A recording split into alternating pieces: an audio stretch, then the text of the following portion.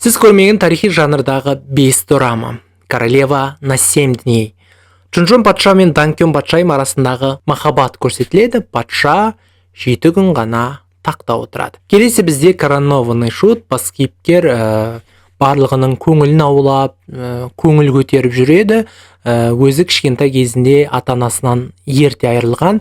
Дегенмен де оның ең басты ерекшелігі ол патшадан аумайды.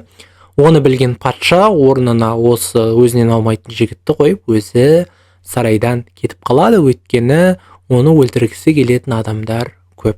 Сондықтан да өте қызық, көріңіздер. Келесі бізде ол Хечи деп аталады. Бас кейіпкері ол Донидің ұлы.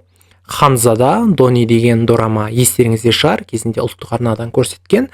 Анасы наложница болғандықтан оның таққа отыруға ешқандай да құқығы жоқ.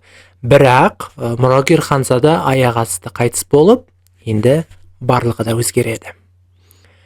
Джекпот дорама 2 ханзада туралы. Бірі патша отбасында өмірге келген, бірақ қарапайым адам болып өмір сүруіне тура келеді.